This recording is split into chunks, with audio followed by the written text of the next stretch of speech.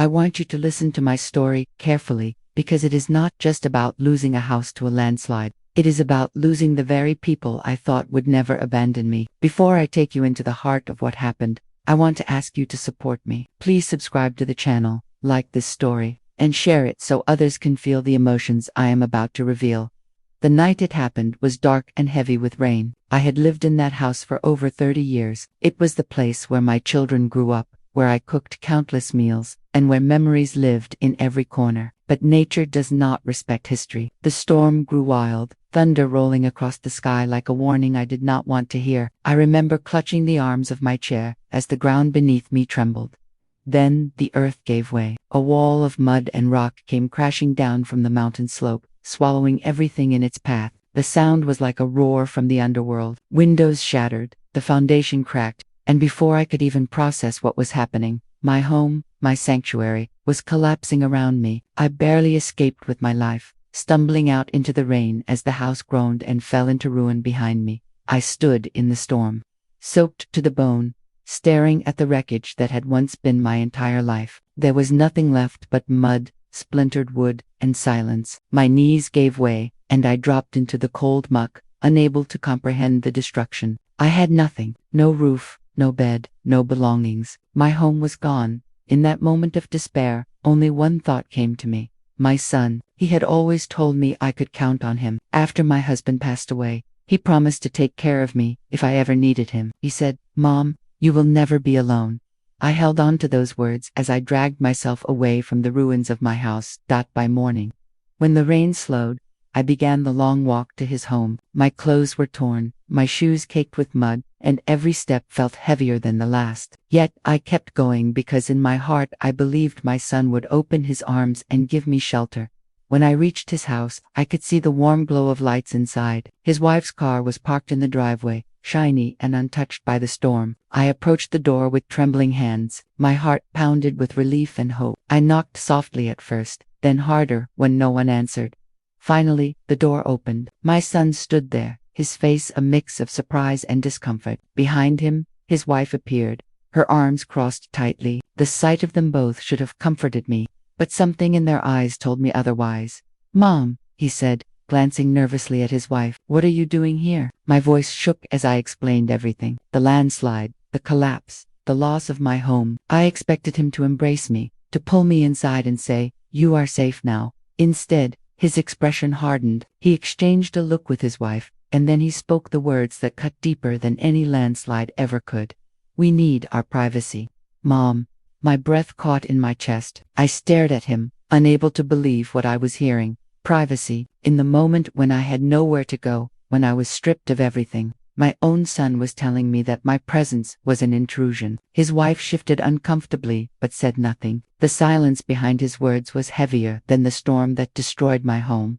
I tried to reason with him. I told him I had nowhere else to go, that I just needed a place to rest, even for a little while. My hands shook as I reached for his arm, but he pulled back as if my touch burned him. "Mom," he repeated, his voice firmer this time. "This is our space. We cannot have you staying here. You'll figure something out." Tears blurred my vision. My legs trembled under me, and I gripped the doorway to keep from falling. I wanted to scream, to beg, but pride sealed my throat. The boy I raised, the man I had sacrificed for, was turning me away as if I were a stranger.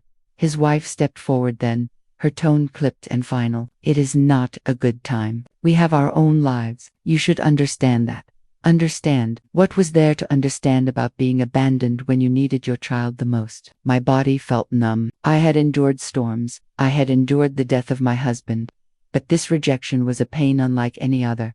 I stepped back slowly, clutching my soaked coat around me. My son did not move to stop me. He did not call me back. The door closed gently but firmly, shutting me out not just from his home, but from his heart. I stood on the porch for a long time, staring at the wood of that closed door. The rain began again, cold and merciless, but I could not bring myself to leave. My son's words echoed in my ears. "We need our privacy." That was all I was to him now. A disruption, a shadow, an unwanted guest. Finally, I turned and walked away. My feet dragged on the wet ground, every step heavier than the last. I had no plan, no shelter, and no hope. The world felt darker than it ever had before as I reached the end of his street.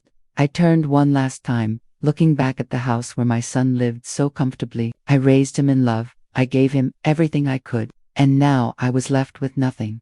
But what I did not know then was that this was not the end of my story. The landslide destroyed more than my home. It revealed the truth about my family, and it pushed me toward a path I never expected to walk again. A path that would bring back people from my past, secrets I had buried, and choices that would change everything. Before I tell you how that journey unfolded, I want to remind you once again, if this story has touched you so far, please subscribe, like, and share. Because what comes next will shake you even more than a house crumbling into the earth. When I walked away from my son's doorstep that night, I felt as if the weight of the landslide had not only buried my home but also my soul. The storm had taken the walls that sheltered me, but my son's words had taken the last fragments of my heart. Each step down that empty street echoed in my chest like a hammer striking against hollow stone. I had nowhere to go, no family nearby, no neighbors who would take me in for more than a night. No savings tucked away for emergencies like this. I was 67 years old, and the world felt colder than it ever had. I clutched my coat tighter around me as the rain soaked through the fabric and chilled me to the bone. My shoes squelched with every step, mud clinging to them like chains. The image of my son's face replayed over and over in my mind. He did not look angry. He did not even look conflicted. He looked inconvenienced. That was the hardest part to accept. I was not cast aside with fury or passion. I was cast aside with indifference. To him, I was nothing more than a problem standing on his porch, dripping water on his welcome mat. I found myself wandering through the city streets, the lights of houses glowing warmly from within, each one a reminder of what I had lost. Families laughed behind curtains, televisions hummed, dinners were shared. Behind every window was a life intact, while mine had been shattered by mud, stone, and betrayal. At one point, I reached the small park where I used to take my son when he was little. I stopped under the old oak tree, its branches heavy with rain. I remembered pushing him on the swings, his laughter carrying through the air, his small hands reaching back for me whenever he swung too high. How had that child grown into a man who could shut the door on his own mother? I sat on the park bench. The wood slick and cold, my body trembled from exhaustion and wetness, but I could not move any further. My stomach growled. I had not eaten since the morning before the storm, and now the emptiness inside me was as sharp as the ache in my chest. I closed my eyes, and for a moment, I thought about letting the night swallow me whole. It would be easier than facing tomorrow, but then another thought pushed through the fog of despair. I remembered my husband's voice, years ago, when he was sick and knew he might not have much time left. He told me, "Promise me you will keep going no matter what. Do not let life break you, even if I am not there to help you stand." Those words struck me with fresh force. He had believed in me, even in his final days. Could I really betray his faith by giving up now? I forced myself up from the bench, my joints stiff and aching, and began to walk again. The night was long, but I kept moving. Eventually, I found myself near the community shelter. A flickering neon sign buzzed faintly above the door. My pride screamed at me not to enter. I had never imagined myself as someone who would need to sleep in a shelter. But pride does not feed an empty stomach or keep out the rain. Inside, the air was thick with the smell of damp clothing and stale coffee. Volunteers moved about with tired smiles, handing out blankets and bowls of soup. I lowered my head, embarrassed, and took what was offered. The soup was lukewarm, but it warmed my hands and gave me the strength to hold back the tears threatening to spill down my cheeks. I sat in a corner, sipping slowly, watching the others who had gathered there. Men with weathered faces, women clutching small children, teenagers with eyes too old for their years. We were all the same in that moment. People with stories of loss, betrayal, and struggle. Yet even among them, I felt out of place. I was not supposed to be here. I had raised a family. I had given my son everything I could. And still, I was here, alone, because he had chosen privacy over compassion.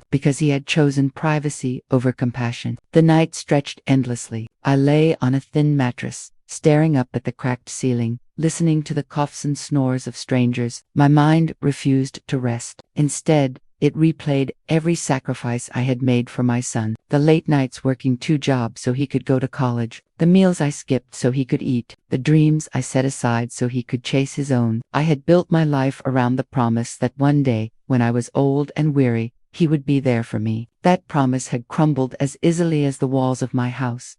Morning came, gray and heavy with mist. I rose slowly, my body aching from the hard floor, and thanked the volunteers before stepping outside. The streets were still damp, the sky still threatening more rain. I had no plan. My son's words haunted me with every step. We need our privacy. Where was my place in this world if not with my own child? As I walked, memories of the landslide came back in flashes. The roar of the earth giving way, the crushing weight of mud swallowing everything, the sight of my kitchen table vanishing under a wave of dirt. Those images blended with the memory of the door closing in my face. Both disasters were violent, both left me homeless.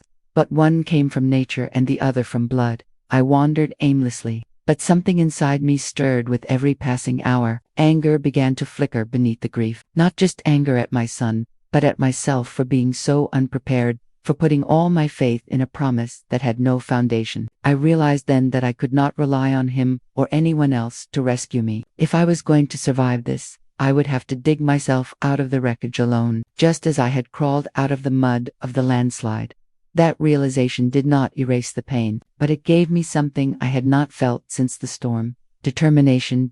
By noon, I found myself at the edge of the landslide site. Police tape still marked the area, and piles of mud and stone loomed where my home had once stood. I stood there silently, staring at the ruins. It was not just a house that had been destroyed. It was decades of photographs, journals, keepsakes, and the echo of my husband's voice in every room. It was the smell of Sunday dinners, the warmth of Christmas mornings, the comfort of knowing I had a place in the world, all gone. I walked closer, ignoring the warnings. My shoes sank into the mud as I searched the rubble for anything familiar. I found a broken picture frame, the glass shattered but the photograph still intact. It was my son, at 10 years old, smiling proudly as he held up a science project. I traced his face with trembling fingers. I remembered how proud he had been that day, how he had looked at me with gratitude when I stayed up all night helping him.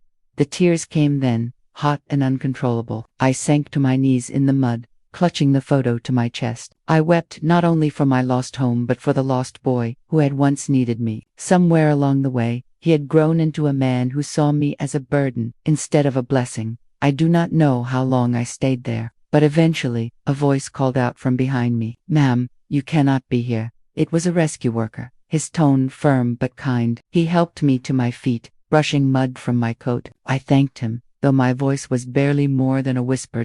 As I walked away, I knew one thing for certain. My life could not continue as it had before. The landslide had taken my home, and my son had taken my safety net. I was standing at the edge of a new chapter.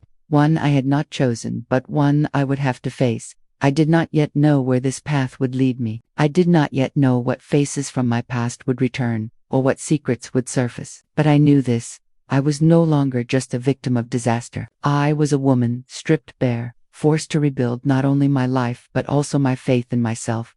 And that rebuilding, though it would test me more than anything I had ever endured, would reveal truths that would change everything I thought I knew about love, family, and the meaning of home. I woke on the second morning after the storm with the weight of a world I no longer recognized pressing on my chest. The shelter had given me a place to rest, but rest was a cruel word when every hour was punctured by coughs, restless children, and the sharp reminder that I did not belong here. I was not supposed to end my life on a cot among strangers, wrapped in a blanket that smelled of mildew and despair. The thin sunlight pushed through the cracked blinds, and I forced myself to sit up. My body ached as if I had been carrying heavy stones all night. Perhaps I had, though not on my back but in my heart. I folded the blanket neatly, handed it back to the volunteer, and stepped outside into the raw morning air. The streets were damp with yesterday's mist, the puddles still reflecting fragments of a gray sky. My stomach growled in protest. I had eaten little more than a small bowl of soup and a piece of bread in 2 days. Hunger gnawed at me, sharper with each passing hour,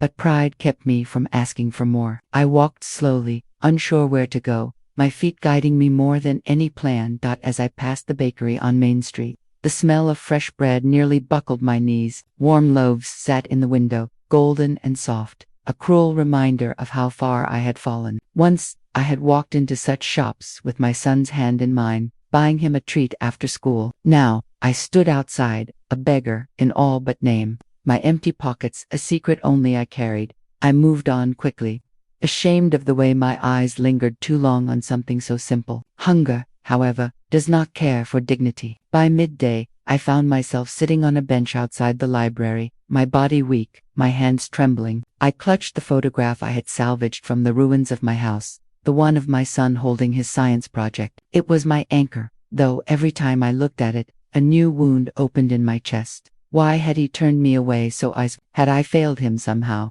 I asked myself this question again and again, as if turning it over would reveal a hidden truth. I remembered the times he had called me his hero, the times he had promised I would always have a place with him. Promises are fragile things, I thought bitterly. They shatter in the wind of convenience. By late afternoon, the clouds gathered again, heavy with rain. I had no choice but to return to the shelter. When I arrived, I noticed a young woman with 2 small children standing outside, unsure whether to go in. Her clothes were torn, her eyes rimmed with exhaustion. Something inside me shifted at the sight. Though I had nothing, I recognized the look of someone who needed courage. Go inside, I told her softly. They will help you. She nodded, relief flooding her face, and pushed the door open. In that moment, I realized I still had something left to give, even if it was only encouragement. The thought kept me standing taller as I entered behind her that night. As I lay on the cot once again, I listened to the quiet sobs of a child nearby. The sound pierced me deeper than any storm. I thought of my own son as a boy, how he would sometimes wake from nightmares, how I would hold him until he drifted back to sleep. No one had held me now, no one whispered comfort. And yet, against the sting of loneliness, I felt something stronger begin to form. Resilience. It was faint, like the first spark of a fire barely catching in the wind, but it was there. I knew that if I was going to survive, I could not continue drifting like a leaf torn from a tree. I needed to find purpose again. The next morning, I walked to the ruins of my home once more. The police tape flapped weakly in the breeze. Workers moved machinery, clearing debris. I stayed at the edge, watching quietly. A woman from the neighborhood spotted me. Her name was Clara, a kind soul I had spoken to only a handful of times before. She walked over, her eyes filled with pity. I am so sorry for your loss, she said gently. Are you all right? The question was simple, but I could not answer. The truth stuck in my throat. No, I was not all right. I was shattered, but admitting it felt like surrender. I only nodded, clutching my coat tighter. Clara hesitated before placing a small envelope in my hand. Some of us neighbors collected what we could. It is not much, but maybe it can help. My throat burned as I opened it later. Inside were a few bills, no more than $30, but to me it felt like a lifeline. I whispered a silent thank you to the heavens. Even in the darkest corners, there are flickers of kindness. With the money, I bought bread, fruit, and a bottle of water. For the first time in days, I ate without shame. Each bite gave me strength, not just in body but in spirit. That night, back at the shelter, I began to write in a small notebook someone had left behind. The pages were worn, the cover torn, but it was paper, and it was mine. I wrote everything I felt. The storm, the rejection, the hunger, the small acts of kindness. My hand trembled, but the more I wrote, the more I felt alive. Words became my companions when people failed me. Days turned into a week. Slowly, I built a rhythm. Mornings spent searching the ruins for fragments of my past. Afternoons wandering the city. Evenings writing by the dim light of the shelter. The pain did not vanish, but it transformed. It no longer drowned me. Instead, it pushed me forward, forcing me to search for meaning in every corner. Yet the ache for my son never left. Each time I saw a mother holding her child's hand on the street, the wound deepened. I wondered if he thought of me at all, if he told his wife what he had done, if guilt touched his heart even for a moment. I doubted it. Silence from him was as heavy as stone. One evening, as rain tapped against the shelter's windows, I overheard 2 volunteers speaking in hushed tones. They mentioned a program that helped displaced elders find temporary housing. My heart leaped. It was not a promise, but it was a chance. The next day, I approached them, asking timidly for more information. They handed me a pamphlet and encouraged me to apply. I clutched the paper as if it were gold. Perhaps this was the start of a path I could walk without relying on my son. Perhaps this was the beginning of proving to myself that I still had worth. But even as hope stirred faintly within me, I knew the story was not finished. Life had taken everything from me in a matter of days, but life has a way of giving back in unexpected ways. And sometimes, the most painful betrayals are the very sparks that ignite the fiercest flames of resilience. I did not yet know what the future would hold. I did not yet know whose faces would reappear or what truths would unravel. But as I lay that night with the pamphlet clutched to my chest, I whispered a promise into the dark. I will rise again. The morning I set out with the pamphlet in my hand, I felt as though I was carrying a passport to another life. The folded piece of paper was creased and smudged from where I had clutched it through the night, unwilling to let it go. I walked through the city streets with more determination than I had felt in weeks. My steps purposeful though my shoes were worn thin. The office listed on the pamphlet was a modest building downtown, tucked between a pharmacy and a laundromat. I pushed the door open and was greeted by the faint smell of disinfectant. A row of plastic chairs lined the wall, already filled with others who looked just as desperate as I felt. Elderly faces with sagging eyes, weathered hands clutching papers, quiet whispers about hope and waiting lists. I realized then that I was not alone in my suffering.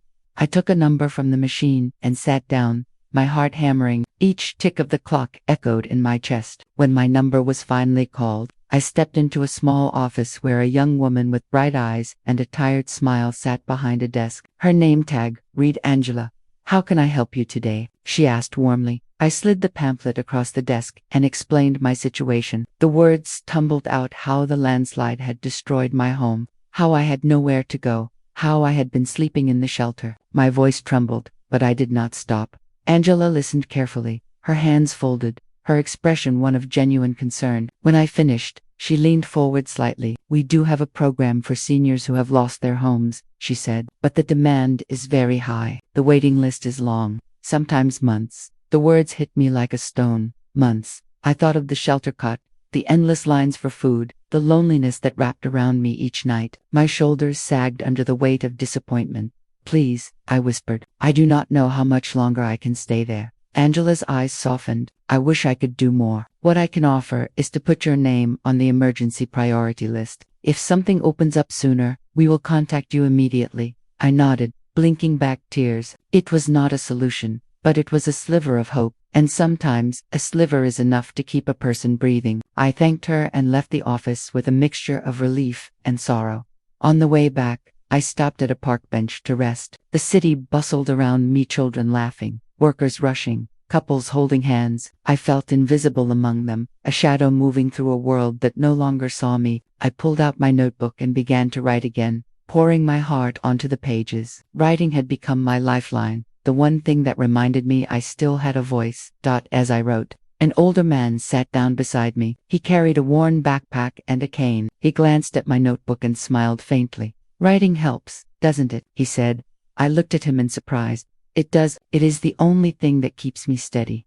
He nodded. "I used to write too, poetry, until life took everything from me. Now I just write in my head." His words struck a chord. We sat in silence for a moment, two strangers bound by loss. When he stood to leave, he turned to me and said, "Do not stop writing. Sometimes words are all we have left, and sometimes they carry us further than we think."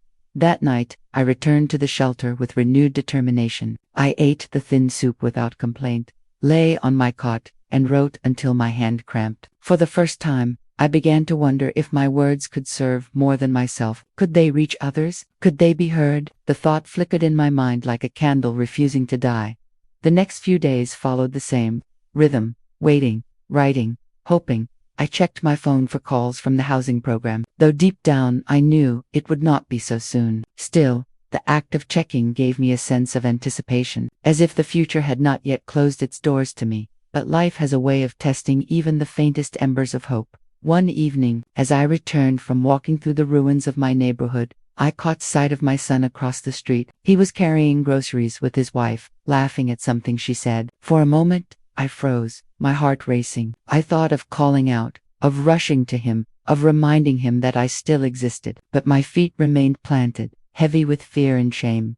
He did not see me, or perhaps he did and chose to look past me, as if I were just another stranger in the city. I turned quickly and walked the other way, tears stinging my eyes. The wound he had left was still raw, and seeing him so carefree while I struggled felt like salt pressed into it. That night, the shelter felt colder than ever. I curled beneath the blanket and whispered into the dark, "How could you forget me so, Ice?" The only answer was the quiet rustle of others sleeping around me. The next morning, I resolved to stop looking back. If my son had chosen his life without me, then I had no choice but to carve a path for myself. I visited the library and asked about community bulletin boards. There, I found a flyer for a local writing group that met weekly. My hands trembled as I tore off one of the contact slips. When the day of the meeting arrived, I almost did not go. Doubt gnawed at me. What if they laughed at me? What if my words were too heavy, too raw? But something stronger pushed me forward.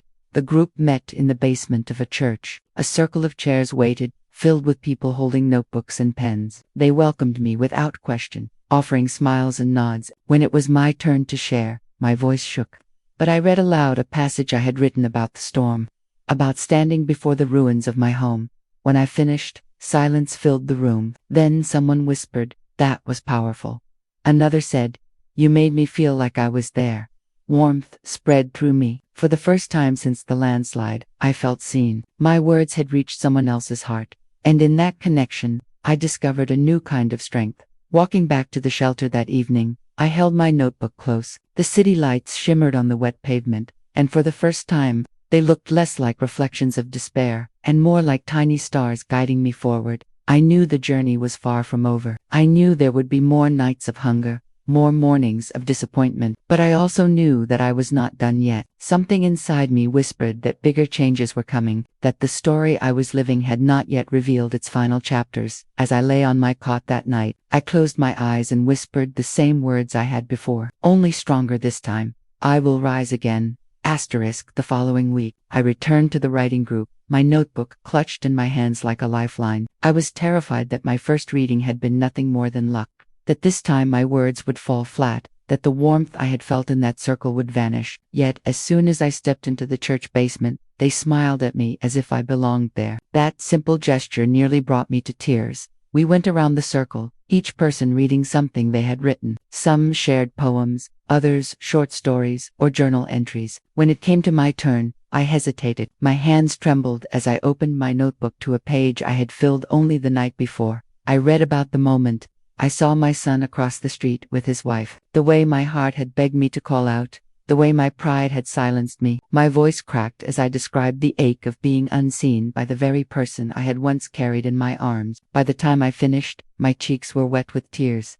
The room was silent for a moment. Then a woman named Ruth leaned forward. "That was brave," she said softly. "You gave us the truth of your heart. Do not ever stop." Her words struck me harder than I expected. For so long, I had felt invisible. To be told that my voice mattered, even in a small room beneath a church, was like water on parched ground. When the meeting ended, Ruth walked with me outside. She was in her 70s, with kind eyes and silver hair pulled back in a braid. "Do you have somewhere safe to stay?" she asked gently.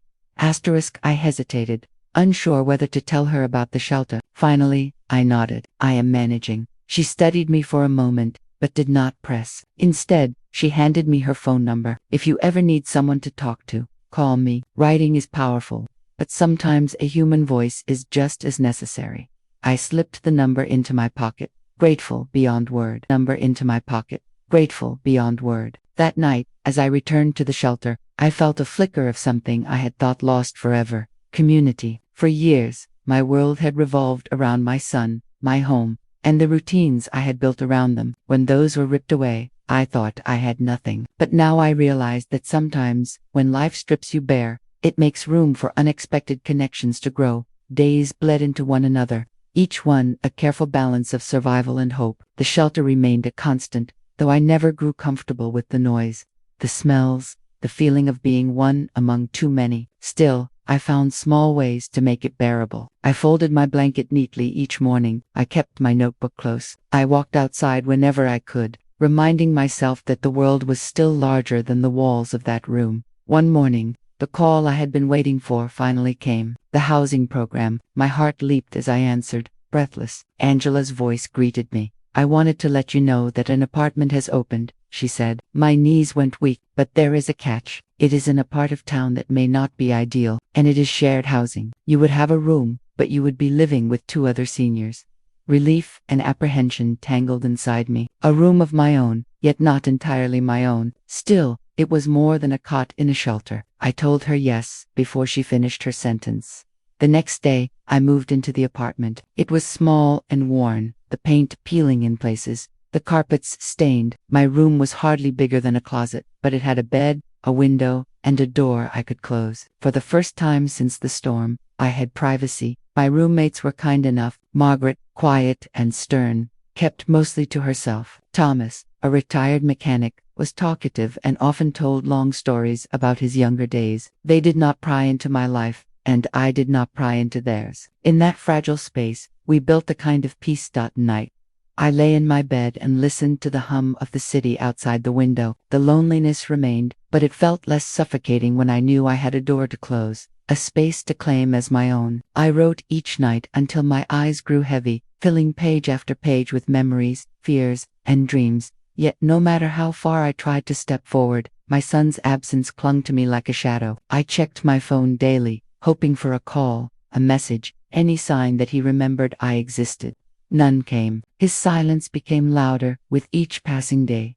One Saturday afternoon, I decided to take a walk through the market. I needed fruit and bread, and I wanted the distraction of being among people. The stalls bustled with color and sound. Vendors called out their prices. Children tugged at their parents' sleeves. The scent of spices and roasted meat filled the air.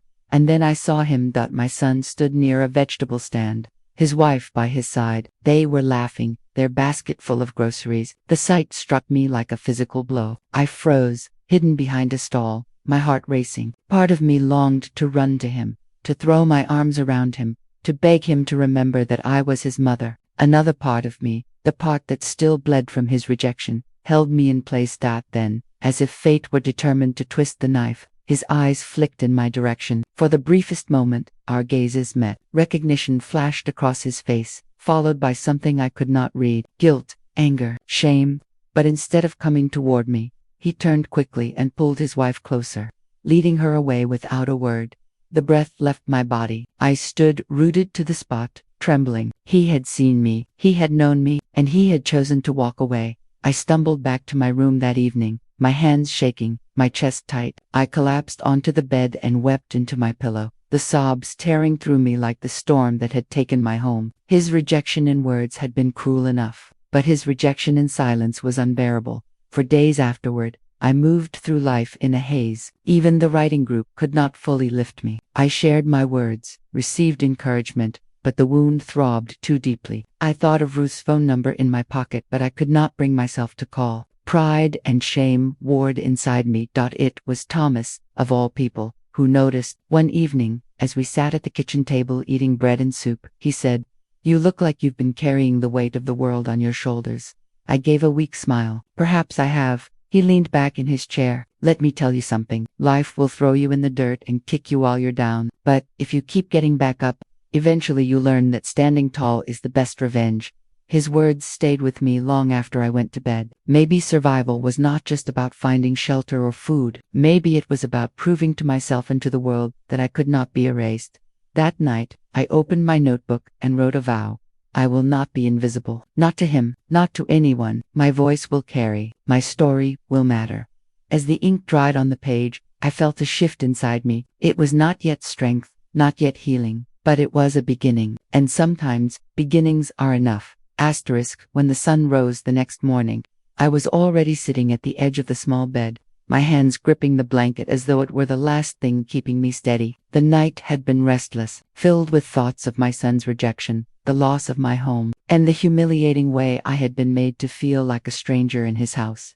Before I go further, let me remind you, if you are still here with me in this story, please subscribe to the channel, like, and share it. Your support is what helps me gather the strength to keep telling these stories that too many people silently endure. That morning, my body ached from the cold draft seeping through the window. The air was heavy, reminding me that nothing about my circumstances was temporary anymore. Everything had shifted. My son's house was no longer a place of refuge. It was a place of boundaries, rules, and thinly veiled hostility. I stood up and made my way to the small bathroom at the end of the hall. On the way, I overheard hushed voices in the kitchen. My son and his wife.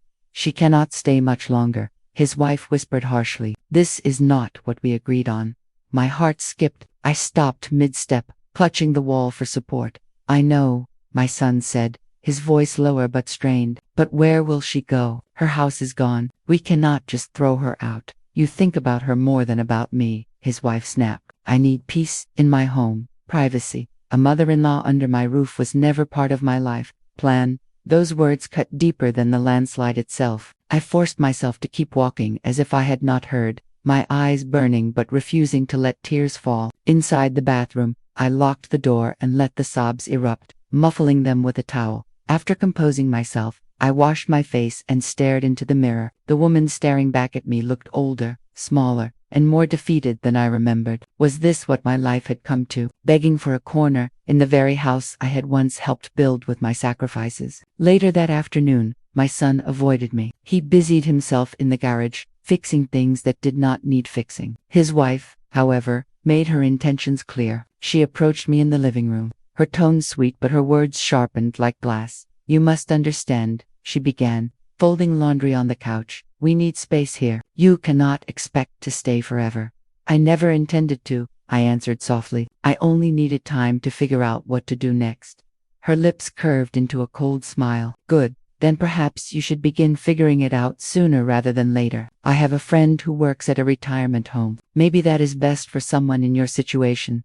My chest tightened. Retirement home? As though I were a burden to be placed out of sight. I excused myself and went back to my room, closing the door behind me. That night I could not sleep. I kept replaying their words. My son was torn, I could tell, but his silence was agreement enough. He was willing to let his wife make the decisions, even if it meant abandoning me in my time of greatest need. The next day, I decided I would not wait to be discarded. I would take control of what little I had left. I walked to the local relief center, hoping to find information about temporary housing. The relief center was crowded with people who had also lost everything. The stories I heard were heartbreaking, but in their eyes I saw resilience. People were planning, rebuilding, supporting one another. I realized I could not allow myself to be treated like unwanted baggage. I still had strength, and I would use it. As I stood in line to speak with a volunteer, I heard someone call my name. Turning around, I saw an old neighbor from my street before the landslide. Her name was Clara. "Dear God," she exclaimed, hugging me tightly. "I was so worried. I thought you were gone." We both teared up, and for a brief moment, I felt seen, valued, remembered. She told me she had lost part of her home but was staying with her daughter in another town. "Do not give up," she said firmly, gripping my hands. "People like us, we survive. We always find a way." Her words echoed in my mind long after I left the relief center. That night, back in my son's house, I began making plans. If I stayed silent, they would push me out on their terms. If I spoke up, perhaps I could claim my dignity back. The next confrontation came sooner than I expected. 2 nights later, after dinner, my son's wife placed a pamphlet on the table. "This is the retirement home I mentioned," she said casually. "They have space available. It might be best to apply quickly before spots fill up." My son looked down at his plate, refusing to meet my eyes. I picked up the pamphlet, my fingers trembling. Then I placed it back down and said with quiet strength, "I am not going to a retirement home. Not now, not ever. I am not done living, and I am certainly not going to be discarded like an old coat you do not want anymore." Her face hardened, but I did not flinch. My son finally looked up, his face pale. "Mom," he began, but I raised my hand. "No," I said firmly. "I listened to both of you. I heard every whisper, every word. But hear me now. I may have lost my home, but I have not lost my will. I will find my way. And when I do, I will remember this moment. I will remember who stood by me and who turned their back."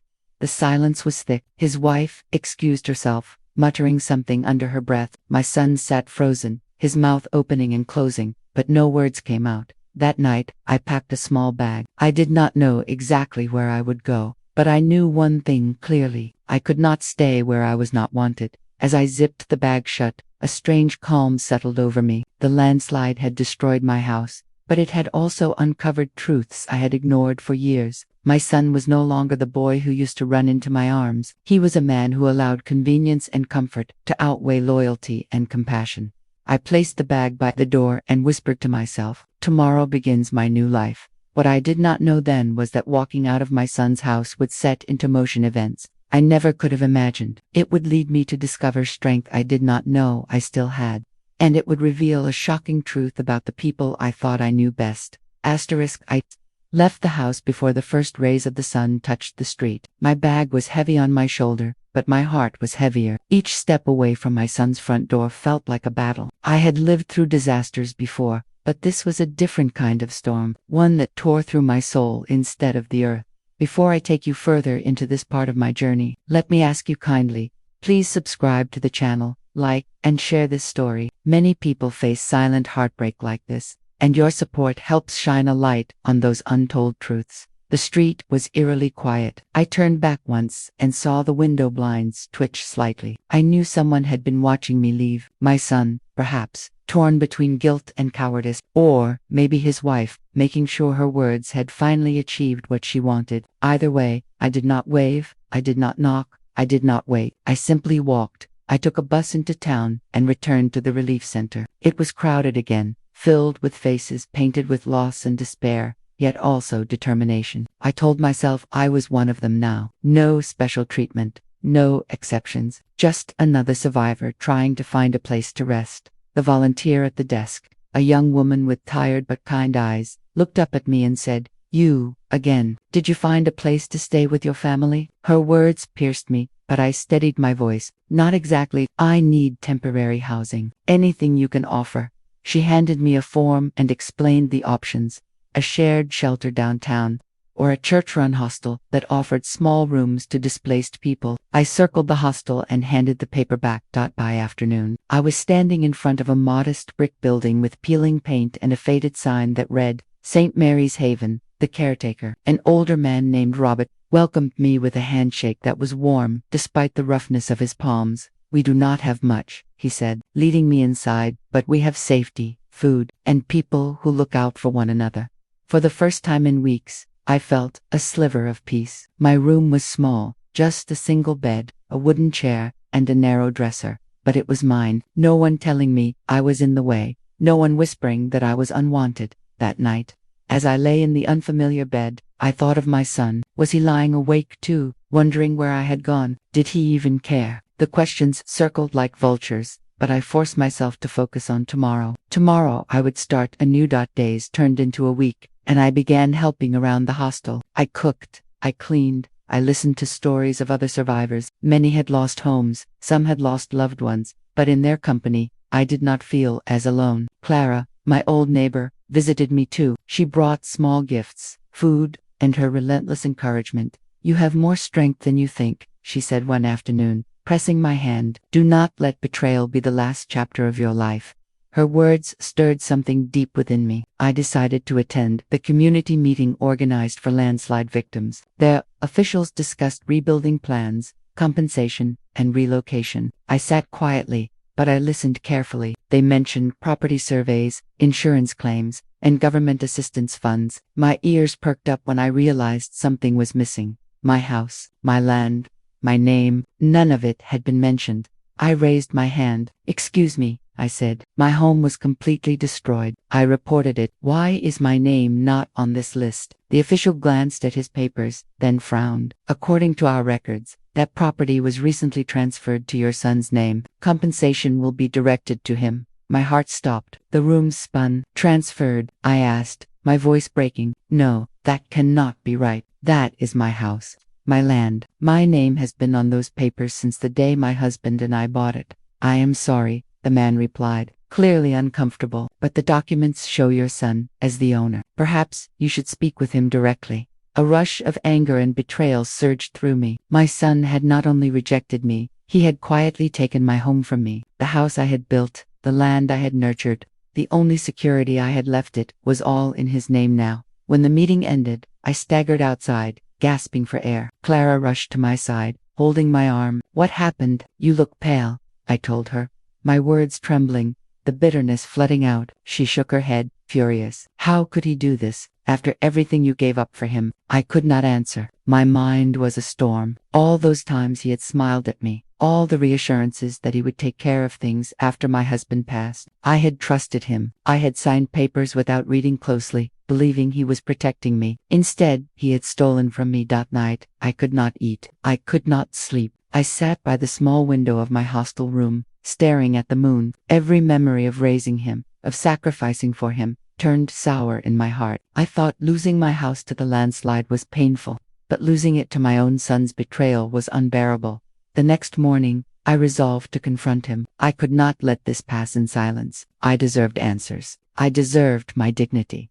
I took a bus to his neighborhood. Standing outside his house, I hesitated. Through the window, I saw him at the table, sipping coffee. His wife entered the room, laughing at something on her phone. The sight made my stomach twist. I knocked. My son opened the door, surprise flashing across his face. "Mom," he said, startled, "what are you doing here?" I looked straight into his eyes, refusing to be cowed. "I went to the community meeting. They told me the property is in your name. My house, my land. How could you do this?" His face drained of color. He opened his mouth, but his wife appeared behind him, her smile vanishing when she saw me. "You should not be here," she snapped.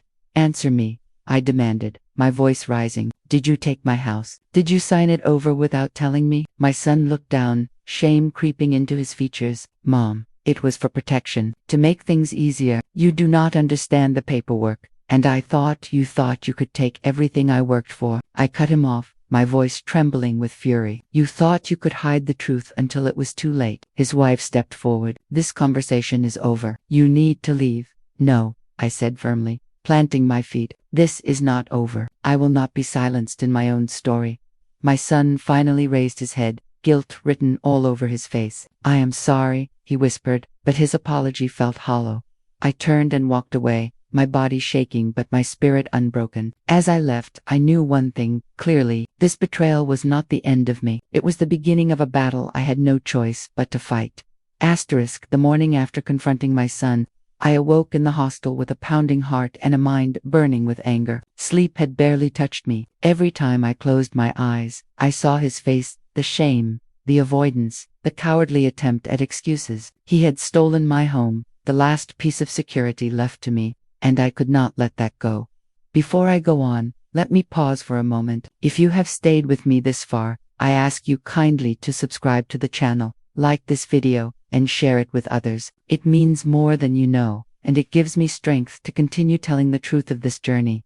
I sat on the edge of the bed, staring at the pamphlet from the relief center. The officials had made it clear: the compensation for my destroyed house would not go to me. It would go to my son, the new owner. On paper, my son and his wife had not only turned me away, they had ensured that every penny of aid and compensation would land in their pockets. The betrayal was sharp, but it also awakened something inside me. I was not going to roll over and accept this. I had raised him, clothed him, fed him, sacrificed everything so he could have a good life, and now he wanted to push me into the shadows like I was nothing. No, I would not allow it. Shadows like I was nothing. No, I would not allow it. That morning, I went back to the relief center. The same volunteer was there, and I asked her for copies of the property documents. She looked hesitant at first, but when I told her I needed them to fight for myself, she handed me a packet. My hands shook as I opened it. There it was, in black and white. The house deed transferred from my name to my son's. The signature at the bottom looked like mine, but something about it was wrong. The loops of the letters, the tilt of the handwriting, it was close, but not exact. My breath caught. Had he forged my signature? I felt dizzy, gripping the counter for support. Clara, who had come with me that day, caught my arm. "What is it?" she asked. I showed her the paper. Her eyes widened. "That is not your handwriting. I have seen you sign things for years. That is not you." Her words gave me courage. I turned to the volunteer. "Who filed this transfer? Who approved it?" The volunteer flipped through the system and frowned. "It was submitted by your son's attorney." Everything looked in order at the time. "His attorney," I repeated, my voice dripping with bitterness. "So, this was planned, calculated." Clara placed a hand on my shoulder. "You cannot let this go. You need to fight. This is fraud." I nodded slowly. "Then, I will fight." The next few days were a blur of paperwork and phone calls. I visited legal aid centers, spoke with community lawyers, and showed them the documents. One lawyer, a stern woman named Ms. Patel, looked at the deed and immediately said, "This signature is suspicious. We can request a handwriting analysis." Her confidence gave me a spark of hope. For the first time since the landslide, I felt like I had a weapon. While the process began, I prepared myself for the next battle, facing my son again. I knew he would deny everything. I knew his wife would stand by him. But I had truth on my side, and truth is stronger than lies. When I finally returned to his house, I did not knock gently. I pounded on the door until it swung open. His wife stood there, her expression hard. "You again," she sneered. "Haven't you embarrassed yourself enough?" "I want to speak to my son," I said firmly. She crossed her arms. "He has nothing to say to you." "Then you will both hear me," I snapped, pushing past her. My son was in the living room, startled by my sudden entrance. "Mom," he said, standing quickly, "you cannot just barge in like this." I threw the packet of documents onto the table. "Explain this. Explain how my house, my land, my everything is suddenly in your name. Explain why my signature looks forged." His face paled, and he avoided my eyes. His wife, however, stepped forward with smugness. "We did what was necessary. You are old. You cannot handle paperwork, responsibilities, or rebuilding. My husband is the rightful owner now. Accept it." "Rightful owner," I shouted, my voice trembling with fury. "You mean a thief, a liar, a son who betrays his own mother for money." My son finally spoke, his voice breaking. "I only wanted to protect it, Mom. If the house had survived, it would have been safer in my name, easier to manage." "Do not lie to me," I hissed. "You wanted the compensation, you wanted the money, and you forged my name to get it." His silence was my answer. He could not deny it. He would not confess either. "I have already spoken to a lawyer," I told them, my voice steady despite the storm inside me. "There will be an investigation. If you think you can cheat me, you are wrong." His wife laughed coldly. "And what will you do? You live in a hostel. You have nothing. You cannot afford a legal battle. Do not underestimate a mother who has been betrayed," I said, my words like fire. "I have nothing to lose, and that makes me dangerous." I turned and walked out before they could see my tears. Behind me, I heard his wife muttering angrily, but I did not care. I had drawn my line. The days that followed were difficult, but Ms. Patel kept me informed. She filed requests, pulled records, and even contacted handwriting experts. Each step gave me strength. But one evening, Clara rushed into the hostel, breathless. "You need to see this," she said, holding out her phone. It was a picture posted on social media by my son's wife. They were standing in front of a real estate office, smiling, holding documents. The caption read, "New beginnings, ready to rebuild bigger and better." My chest ached as if a knife had been driven through it. They were already preparing to use the compensation to build a new house, while I was left with nothing. Rage coursed through me. I whispered to myself, "This is not the end. This is only the beginning." The betrayal had cut me deeply, but it had also armed me with resolve. I was not going to let them enjoy what they had stolen. I was going to fight until the truth was undeniable, until the world knew what they had done. And in that moment, under the dim light of the hostel, I vowed to myself, my son may have taken my house, but he would not take my dignity, my voice, or my will to rise again. What I did not know was that the fight I had started would uncover secrets darker than I imagined, secrets that would shake the very foundation of my family. Asterisk. The morning after Clara showed me the photo of my son and his wife smiling outside the real estate office, I sat at the edge of my hostel bed with a new kind of fire in my veins. They were celebrating while I was left with nothing but grief and betrayal. They thought they had won. They thought I would stay silent. They had no idea how wrong they were. Before I take you further, let me pause here for just a moment. If you are still with me, if you feel the weight of this story, I ask you to subscribe, like, and share. These stories matter because too many voices like mine are silenced. Your support gives me the strength to speak. That morning, I went straight to Ms. Patel's office. She greeted me with her usual calm professionalism. But when I placed the photo on her desk, her eyes narrowed. "This complicates things," she said. "If they are moving quickly to build, they might be trying to spend the compensation before any legal action freezes the funds. We need to move faster." She slid a file across the desk toward me. "I have something for you." I requested the original transfer documents from the registry. I had a handwriting analyst review them. My breath caught as I opened the folder. Inside were side-by-side comparisons of my real signatures and the one on the deed transfer. The differences were undeniable. The expert's written statement was clear. The signature on the deed was not genuine. Tears filled my eyes. "Proof. Finally, proof. Ms. Patel leaned forward. "This is strong evidence of fraud. We can file a case in court, demand that the transfer be reversed, and seek compensation directly in your name. But you need to be ready for a battle. It will not be easy, and it will not be quick." I wiped my eyes, my voice steady. I have nothing left to lose. I will fight. Over the next week, papers were filed, notices sent, and the first hearing scheduled. Word spread quickly through the community. Some people whispered in support. Others shook their heads, calling it a family matter that should not reach the courts. But I did not care about gossip. I cared about justice.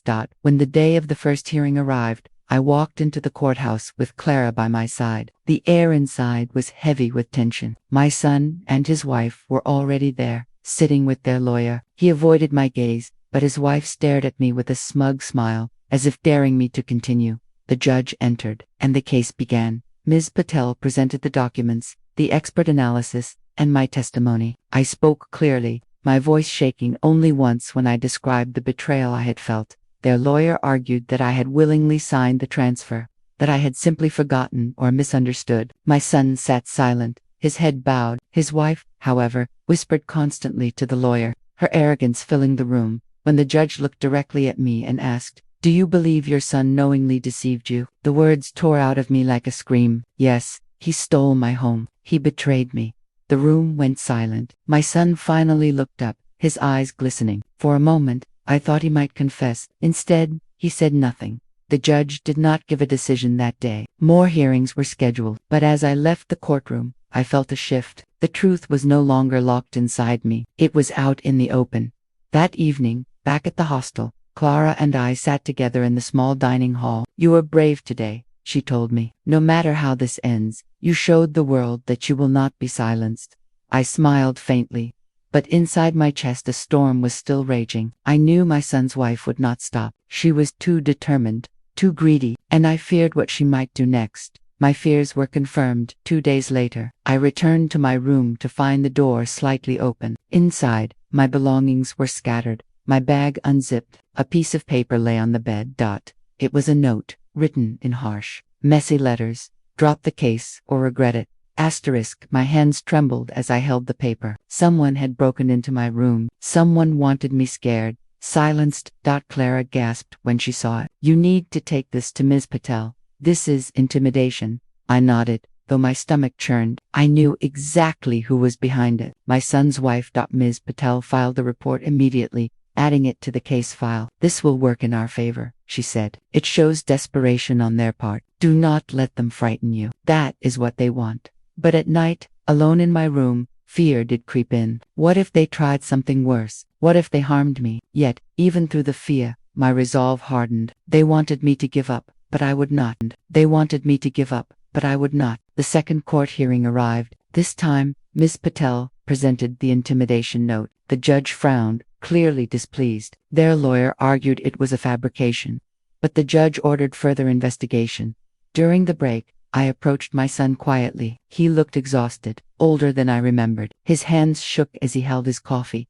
"Why are you letting her do this?" I asked, my voice low. "You know the truth. You know what she is doing. Why are you silent?" He looked at me with eyes full of pain. For a second, I saw the little boy I had raised, the boy who once clung to me after nightmares. His lips parted, but before he could speak, his wife stormed over, pulling him away. "Do not talk to her," she hissed. "She is trying to trick you." I stood there trembling, watching them walk away, and I knew something more was hiding beneath his silence. He was afraid of her. That night, Clara and I sat by the window in the hostel, the city lights flickering outside. "He is not just guilty," she said. "He is trapped. She is controlling him. That is why he does not speak." Her words sank deep. If my son was too weak to break free, then I would have to be strong enough for both of us. As weeks passed, the case grew. Evidence piled up. Witnesses were called, and slowly, the truth began to crack through their lies. But with every step forward, the threats against me grew louder. Anonymous calls in the night, whispers outside the hostel, even strangers glaring at me in the market. Yet, none of it stopped me, because I knew I was close. I could feel the walls closing in on their deception. And then came the twist I never expected. One evening, Ms. Patel called me into her office with urgency. "We uncovered something new," she said, sliding a file toward me. "Bank records connected to the compensation funds. Your son's wife has already transferred a large sum into a private account abroad." My stomach dropped. Not only had they stolen my home, but they were planning to move the money out of reach entirely. "This changes everything," Ms. Patel said firmly. It proves motive, and it shows deliberate fraud. With this, the judge cannot ignore the truth. I stared at the papers, rage and sorrow mixing inside me. My son had let this happen. He had stood by silently while the woman he married destroyed his own mother. But what they did not know was that their plan had been exposed. And when the final hearing came, their empire of lies would crumble.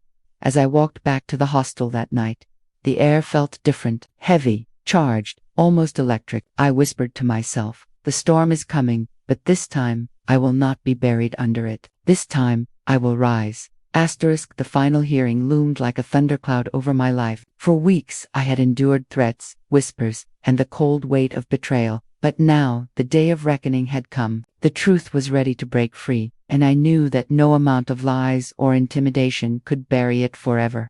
That morning, as I dressed in the simple blue sari I had kept for years, I looked at my reflection in the cracked hostel mirror. My face carried lines of grief and pain, but my eyes burned with the fire I had not felt in years. I was not just a mother fighting for a home. I was a woman demanding justice.